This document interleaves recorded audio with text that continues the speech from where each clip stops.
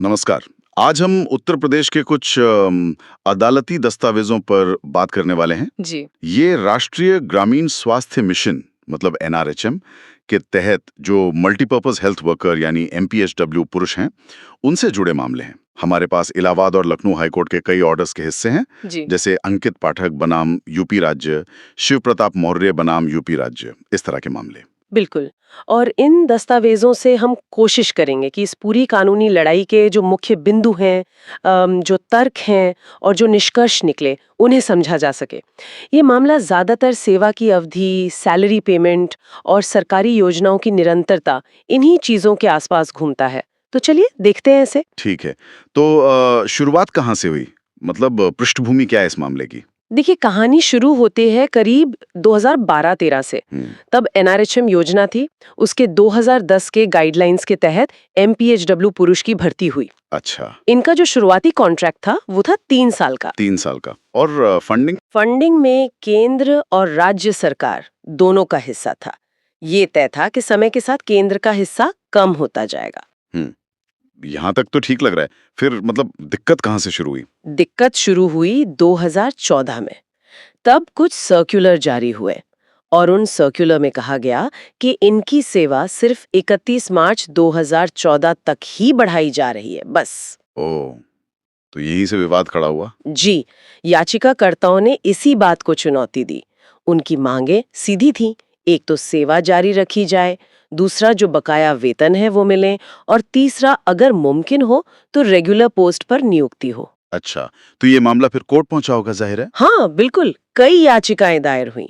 और इसमें दिलचस्प बात यह है कि अदालतों ने अंतरिम आदेश भी पास किए। अंतरिम आदेश जैसे कि? हाँ, जैसे अंकित पाठक वाला जो मामला था, उसमें 16 अक्टूबर 2015 को एक आदेश आया। और शिव प्रताप मौर्य मामले में तो और भी पहले 25 मार्च 2014 को ही कोर्ट ने कह दिया था कि याचिकाकर्ता 31 मार्च 2014 के बाद भी काम जारी रख सकते हैं। अच्छा, यानी कोर्ट ने फौरी तौर पर राहत दे दी थी कि काम बंद ना हो। जी। क्या वेतन के बारे में भी कुछ कहा था इन अंतरिम आदेशों में? हाँ बिल्कुल। इन आदेशों में ये भी था कि जो संबंधित अधिकारी हैं वो फॉर्मेलिटी पूरी करें, और अगर काम संतोषजनक है तो रेगुलर वेतन का भुगतान भी करें। लेकिन क्या सरकार का पक्ष भी यही था? क्योंकि अक्सर ऐसे मामलों में सरकार का रुख अलग होता है। सही कहा आपने। यहाँ पर सरकार के पक्ष में थोड़ा कह सकते हैं विरोधाभास दिखता है। केंद्र सरकार ने पहले कहा कि 31 मार्च 2014 तक मंजूरी है, फिर इसे 30 सितंबर 2014 तक बढ़ाया, लेकिन फिर कह दिया कि आगे का जो वित्तीय बोझ है वो राज्य सरकार का है। अच्छा, और राज्य सरकार? राज्य सरकार का तर्क था कि भाई योजना बंद हो गई है और हमारे पास बजट नहीं है। मतलब पैसे नहीं है। हाँ, और बात यहाँ तक बढ़ गई कि 4 फरवरी 2016 को तो मुख्य चिकित्सा अधिकारियों यानी सीएमओस को निर्देश दे दिया गया कि इन एमपीएचडब्ल्यू से काम ना लिया जाए। अरे, ये तो बिल्कुल उल्टा हो गया। कोर्ट कह रहा है काम जारी रखो, वेतन दो, और सरकार कह रही है काम ही मत लो इनसे। जी, यही तो उलझन थी। लेकिन क्या सरकार का रुख बाद में कुछ बदला या यही स्टैंड रहा? नहीं, थोड़ा बदलाव दिखा।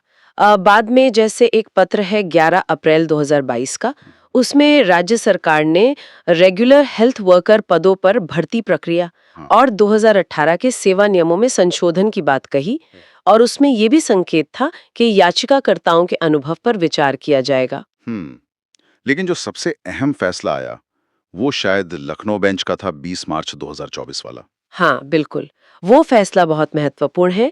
शिव प्रताप मौर्य और उससे जुड़ी कई और याचिकाओं पर लखनऊ बेंच ने 20 मार्च 2024 को फैसला सुनाया। क्या मुख्य बातें थी उस फैसले की? देखिए, कोर्ट ने पहली बात तो ये मानी कि जो 3 साल का कार्यकाल है वो नियुक्ति की तारीख से गिना जाना चाहिए। मतलब जब से उन्होंने ज्वाइन किया? हाँ, यानी ज्यादातर मामलों में ये 2015 या 2016 तक बनता है। दूसरी बात, कोर्ट ने पाया कि गाइडलाइंस के मुताबिक राज्य सरकार को रेगुलर पद बनाने चाहिए थे ताकि इनकी कंटिन्यूटी बनी रहे, लेकिन वो नहीं किया गया। और कोर्ट ने ये भी कहा कि सरकार का वो जो 4 फरवरी 2016 का आदेश था ना, काम रोकने वाला, हाँ। वो कोर्ट के पहले के अंतरिम आदेशों के खिलाफ था। अच्छा, और सबसे बड़ा सवाल भुगतान का, उसका क्या हुआ? भुगतान पर कोर्ट का रुख एकदम साफ था। उन्होंने कहा कि जो शुरुआती 3 साल की अवधि है उसका वेतन तो केंद्र और राज्य जो भी उनका तय शेयर था उस हिसाब से दें। ठीक है। लेकिन, और ये सबसे अहम है, 3 साल की अवधि के बाद जिन याचिकाकर्ताओं ने वाकई में काम किया है, मतलब अंतरिम आदेशों के तहत। जी अंतरिम आदेशों के तहत काम किया है, जिसका वेरिफिकेशन होगा, मार्च 2018 तक का जिक्र है उसमें, उस अवधि का पूरा भुगतान राज्य सरकार करेगी। पूरा भुगतान राज्य सरकार करेगी, भले ही वो कह रहे हों कि योजना नहीं है, बजट नहीं है। बिल्कुल। कोर्ट ने यहां तक कहा कि काम लेने के बाद भुगतान न करना ये संविधान के अनुच्छेद 23 का उल्लंघन है। अनुच्छेद 23 यानी बेगार। हाँ, बेगार यानी बिना भुगतान के जबरन काम कराना। कोर्ट ने कहा कि जब आपने अंतरिम आदेशों के तहत काम लिया है तो पैसा तो देना ही होगा।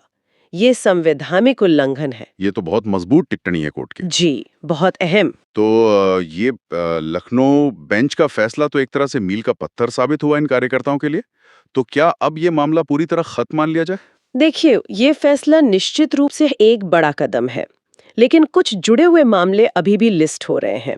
जैसे वो इलाहाबाद हाईकोर्ट में अंकित पाठक वाला मामला है, उसकी तारीखें अभी भी 2024 और 2025 की दिख रही हैं। अच्छा, यानी कुछ प्रक्रियाएं अभी बाकी हैं। हाँ, ऐसा लगता है पूरी तरह से अभी शायद क्लोजर नहीं मिला है सब मामलों में।